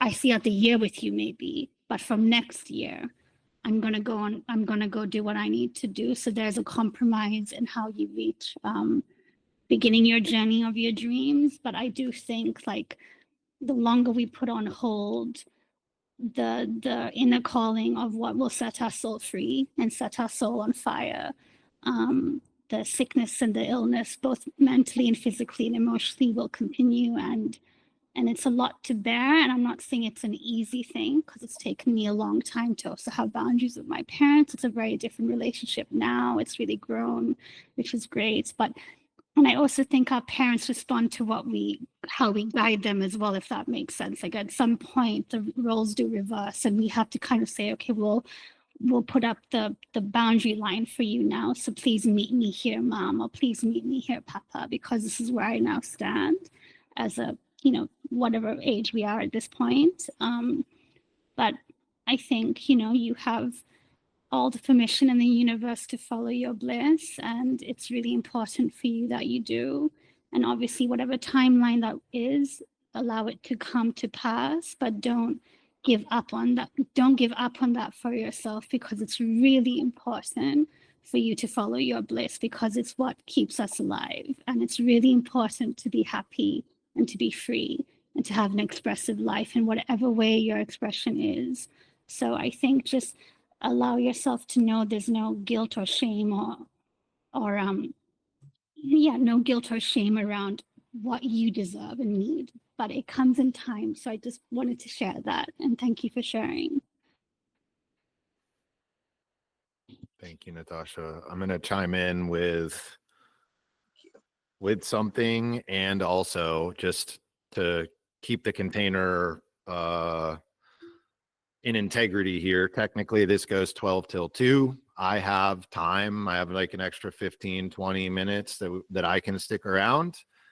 And if anybody feels like they can't do that, I just want to say that's totally okay. If you need to leave, no worries.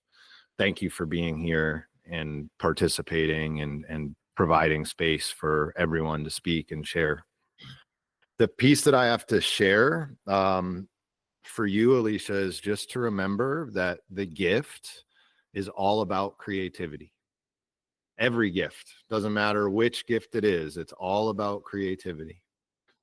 And so what I'm saying in that is using your creativity as a means for right now having both and, right? Using your creativity and your intuition to figure out, how can I start this and be there for my dad? Because clearly both of those things are very important to you.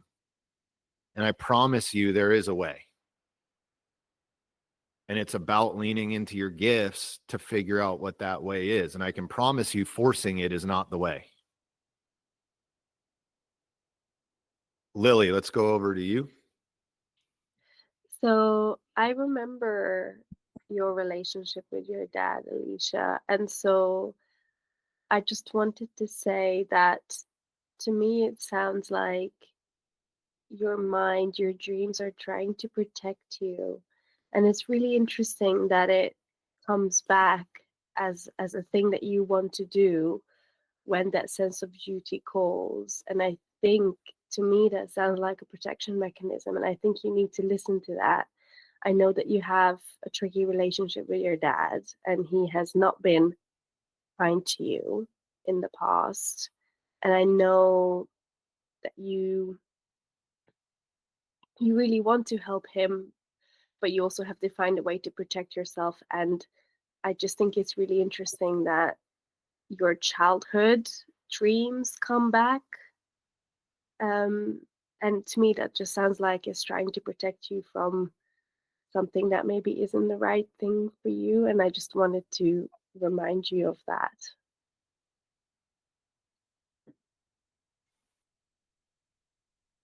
I love that the containers are getting tight enough that we can refer back to old conversations. That feels really good to me.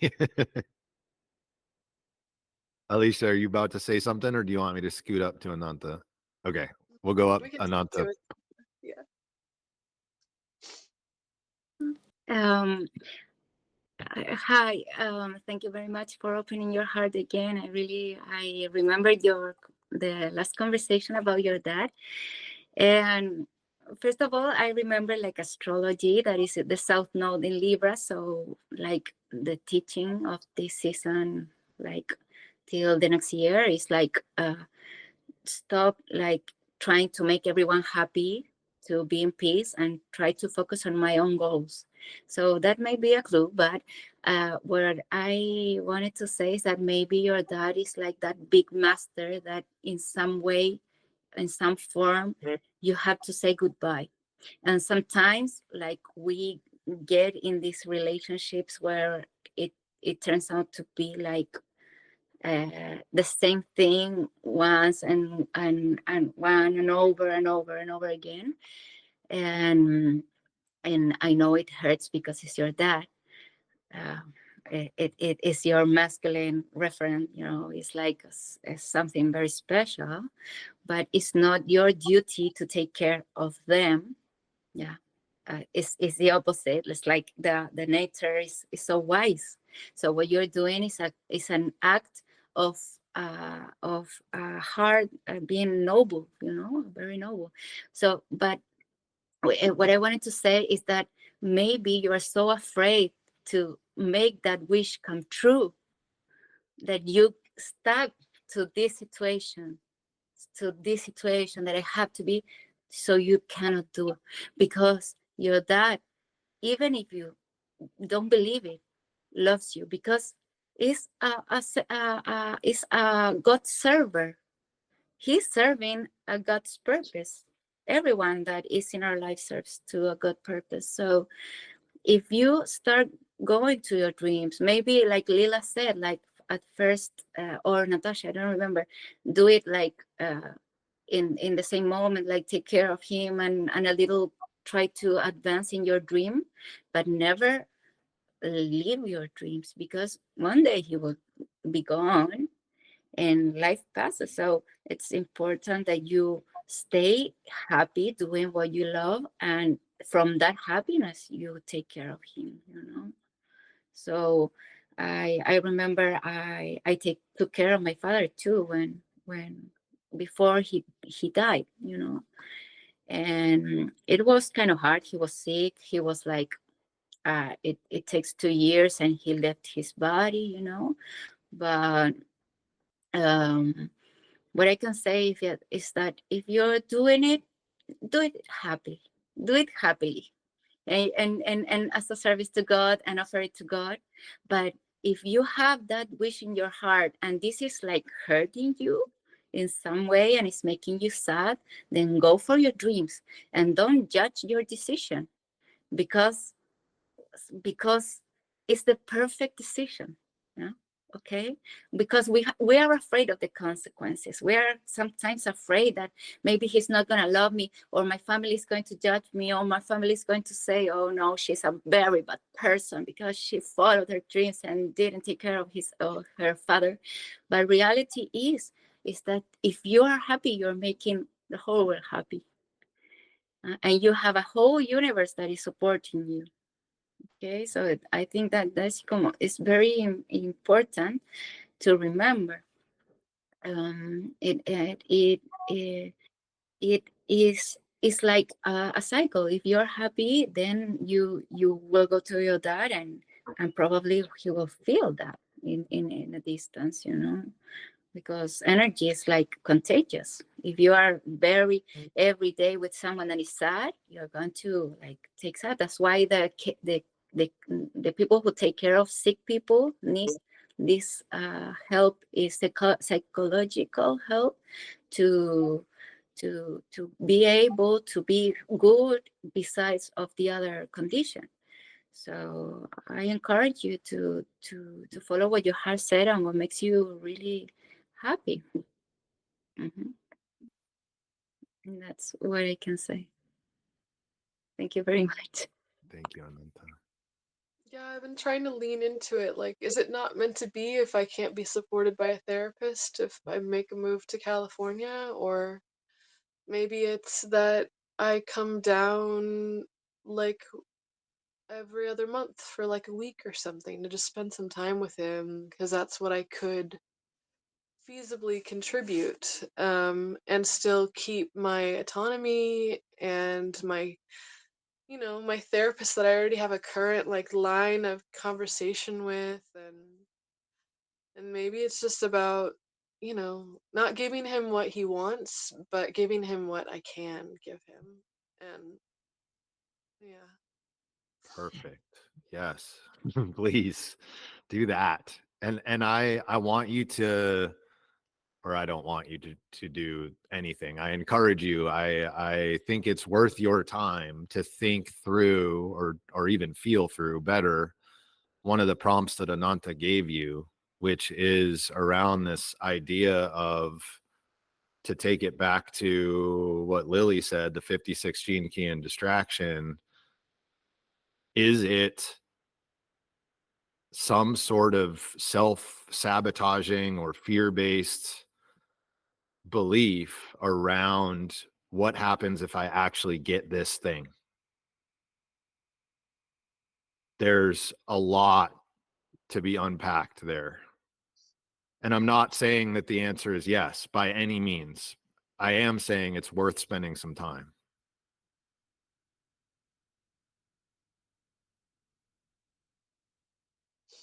Yeah, I think my hesitation started after I watched a documentary of a man killing himself when he was sailing around the world by himself.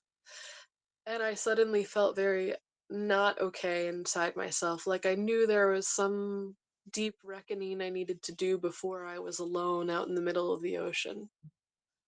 So I think I think a lot of this healing of childhood wounds and stuff is definitely a part of this journey. Um, and part of it I think has to do with boundaries, and our dads do set examples for how we show up in the world. And I have been this year like you know trying to go to jujitsu and do all these different things for self-defense and really feel like I could stand up for myself in a bad situation. And um, because the idea is that I would like to visit other countries, and I don't. A couple years ago, I went down and did some boat work with my friends in the Dominican Republic, and I got a lot of folks being like, "Ooh, white girl, you be careful. You shouldn't be walking through this neighborhood." And they'd see that I had like a little knife in my hand by my side, and they were like, "Okay, you're good, whatever, keep going." But I didn't want to have to like pull out a knife or stab somebody if I had to. Like, I really would like to be in a situation where like I feel like I could really just put up a wall and set a boundary, or even like physically choke somebody out and just leave them there gasping for air while I got away. Like, if it came down to that, I don't want to hurt somebody.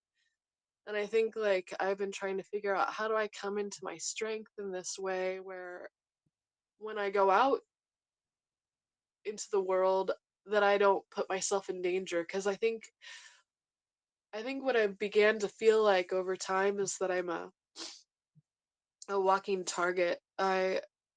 Narcissism is in this like spectrum of sociopaths and what's the other one? There's a triad of like these dark personalities, and the other one is Borderline. anyway. What is it? Borderline. Borderline. borderline personality disorder, narcissistic personality disorder, and sociopathy or sociopath or whatever it is. Yeah, there's one more that's yeah. So my last partner, well, not my last partner, a few partners ago, tried to he became a stalker and he tried to kill me a couple of years ago, and ever since then I've been pretty shook about my ability to read people. Like he and I used to be in a band together. We used to travel around and ride freight trains, and like I just thought he was a completely different person, but it turns out like over time people can really, I don't know. He used to get up in the middle of the night and go commit acts of revenge on people. And when I broke up with him, my friend came to me and was like, "Oh, I'm so glad that you're not with him anymore." Right before you started dating him, he came to me saying that he had murdered somebody. And I was just like, what? Like, and then he tried to kill me. And I've just been pretty shook about just I think the type of person that my dad is. Like when I told my dad about him trying to kill me, he was like, my dad was just like, "Oh, we'll contact some of our Italian family and we'll make sure that he doesn't have a chance to try that again or something." And I was just like, why are there all these violent men in my life who like want to resort to the violence of like killing somebody instead of having compassion for maybe the places where they are just deeply hurt and they're functioning from their shadow and their survival. And I don't know. I think it's so deep. This whole thing is so deep. It's not just that I want to go sailing around the world, but like I think it's just kind of like liberating myself. I'm trying to find this like internal liberation. And it's really hard for me to actually speak in front of people. So this is really good practice for me, but I really appreciate everybody's input. And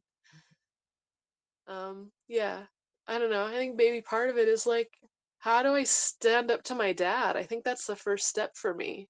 Is like, how do I stand up to him and not give in to him and give him what he wants? Because I think that's kind of my pattern. Do it on your own terms, exactly as you said. See him once a week or whatever you said, once a month. That's your Yeah, terms. That's your terms. yeah. Yeah. Um, I'll speak for the masculine here. We are told a lot of things along the way, and right now the story is on the other side, right? It's a lot to do with the punishment that the feminine is taking, and I agree wholeheartedly, right? I'm not saying otherwise. And I think on a much more subtle level, the masculine has been just absolutely destroyed in what we are taught to focus on and what's important. And I joined the Marine Corps to hurt other people so that they couldn't hurt us. That's the truth of the story. And that is the level of dysfunction that's in the masculine, right? Like that's celebrated as heroic. And on some level it is. And on another level, it's deep, deep, unexpressed pain and suffering. And men in particular just isolate and do not have very many outlets to figure out how to get to the other side of this chasm. And I just want to say it's not all of us. I was listening to a podcast. I was listening to Lewis Howes one day, and he was talking about, he said, ladies, he said, how would you feel if you couldn't talk to your girlfriends about all your chaos that you got going on? And the girl was like, oh, that would be horrible. He said, well, that's what it's like for guys all the time. Mm-hmm. And I was like, it totally shifted my perspective of like what guys deal with, because they're not allowed to feel their emotions. They're not allowed to be vulnerable, and it totally shifted my mindset. It was very profound when he put it in that perspective. So I saw there was like some retreat where all these guys were getting together and they were like all like hugging and like people were talking shit. I'm like, this is beautiful. This is what needs to happen. Fucking no more toxic. Let the men come together, support each other, allow themselves to be vulnerable, and then we'll have a much better man coming out on the other side. I said that's a beautiful thing. But you're right. It's like guys are just taught, that's just not the way you're supposed to be, and it's a shame. So it's a beautiful thing that you're doing this Jay, because you're setting a role model. You're like being an example, especially with your background being such a masculine background, you know what I'm saying? And to allow yourself to be vulnerable to see other men, that is okay. It's just awesome. Yeah, thank you. I agree. I see that as a huge part of the work that I do, honestly. Not in a direct way, but in, like you said, more of an example type of way. All right, team. I got to shut it down. I got to go get the kiddo.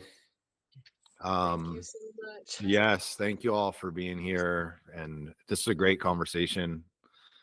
Always surprising how it goes.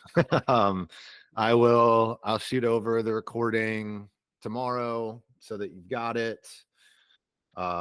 Reminder, if you are buying anything from the Gene Keys, let me know so that I can get you my referral link. That would help me, help the channel, help me keep making free stuff. And if anybody's curious about digging deeper with me, just let me know. We'll go from there. Next one's in 2 weeks, the 24th, and then 2 weeks after that. So just if you want to put them in your calendar, they're every other week. Thursdays, 12 p.m. Eastern Standard Time. All right, guys. Till next time. Bye. Thank you.